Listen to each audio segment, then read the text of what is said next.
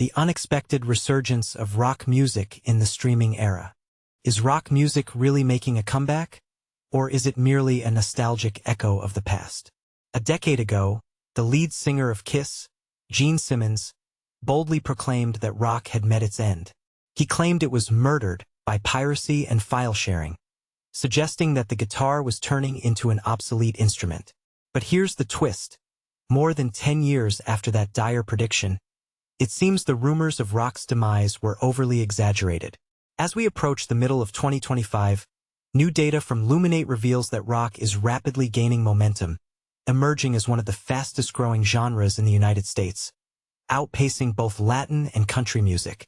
Driving this resurgence are two fresh faces in the rock scene: Ghost from Sweden and Britain's Sleep Token.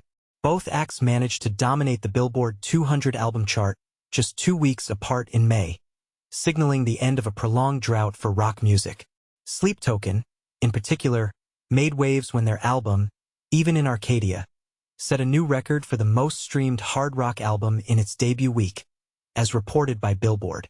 Over in the indie rock sector, Wet Leg is poised for Grammy recognition with their latest album, Moisturizer, which recently secured their second consecutive #1 spot in the UK charts, even overshadowing the much-anticipated reunion tour of Oasis that kicked off in July.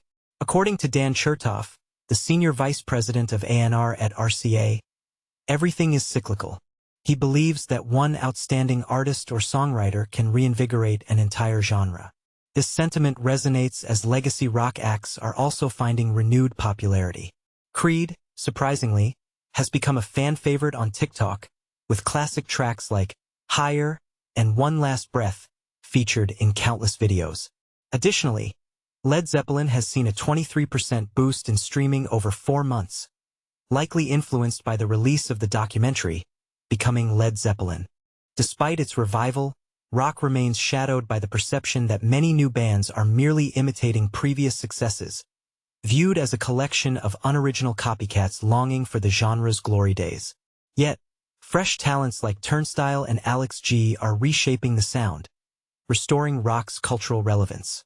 Nick Storch, head of global artist development at IAG, emphasizes a positive trend. Rock is achieving success again because it feels innovative and distinct. The instantaneous nature of music discovery through streaming platforms such as Spotify and Apple Music plays a crucial role in this trend. Chertoff adds, younger listeners aren't confined to linear habits. Exploring these classic artists from decades past has naturally led them to newer acts as well.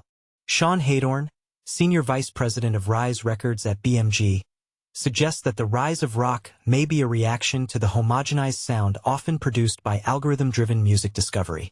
He argues, while these algorithms help fans uncover music they enjoy, they can also foster a somewhat uniform sound.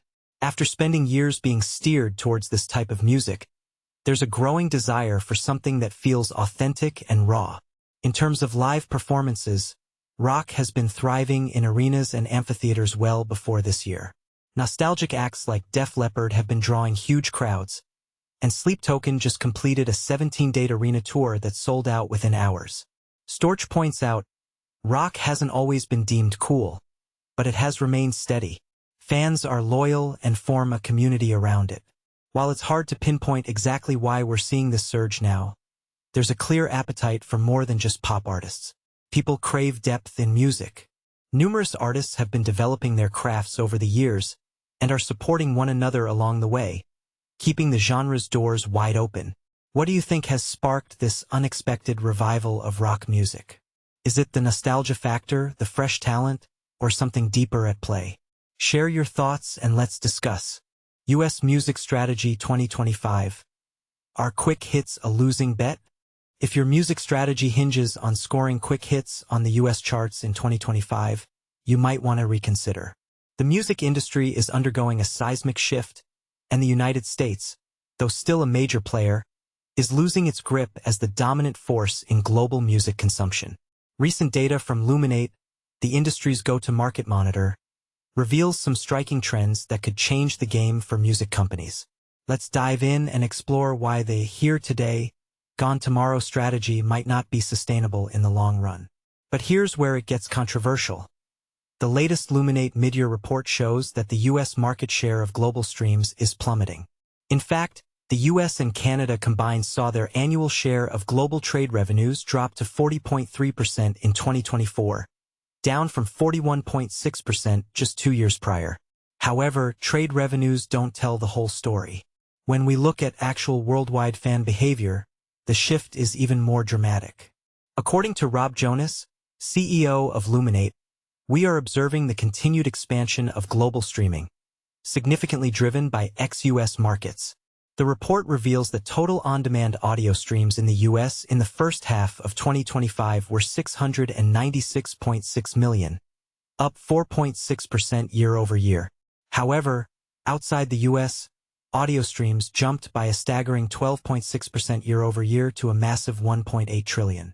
This means that the U.S. market share of global audio streaming volume is on track to fall below 25% in the next year or two. And this is the part most people miss. The death of the mega hit is accelerating. The biggest track in the U.S. in the first half of 2025, Luther by Kendrick Lamar and SZA, amassed 530.4 million audio streams. While that's a hefty number, it's actually lower than the biggest hits from previous years. Meanwhile, the top 10 biggest audio streaming tracks in the U.S. combined for 3.62 billion plays in H1 2025, down from 3.89 billion in H1 2023. This means that the top 10 tracks claimed only 0.52% of the market's total audio streams in H1 2025, compared to 1.6% just a few years ago. So, what does this mean for the future of music strategy? While evergreen catalog tracks like Luther will continue to thrive, novelty tracks with a short shelf life are becoming increasingly risky. In fact, current releases, tracks younger than 18 months, accounted for just 24.2% of total U.S. audio streams in H1 2025, down from 27.7% in the previous year. The decline is most pronounced in the hip-hop/R&B genre, which saw a 9.2% year-over-year drop in streams for current releases.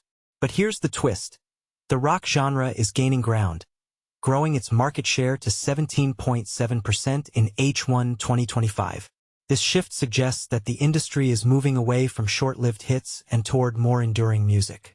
As we consider these trends, we're left with a thought-provoking question. Are we witnessing a fundamental change in how music is consumed and valued? What do you think? Share your thoughts in the comments below. The music industry is changing, and it's time for music companies to adapt. The days of chasing quick hits on the US charts may be numbered. But with the right strategy, there's still room for success in this new landscape. What's your take on this controversial shift? Let's discuss. Luminate releases 2025 Midyear Music Report Music Industry Insights. Are you ready to dive into the latest trends in music consumption and engagement? Luminate has just released their 2025 Midyear Music Report, offering unparalleled insights into how listeners are engaging with music today. But here's where it gets controversial. What does the future of music data management truly look like? And this is the part most people miss. How can businesses leverage these trends to better connect with their audiences? If you're looking to understand the complexities of music data management and matching, this report is a treasure trove of information.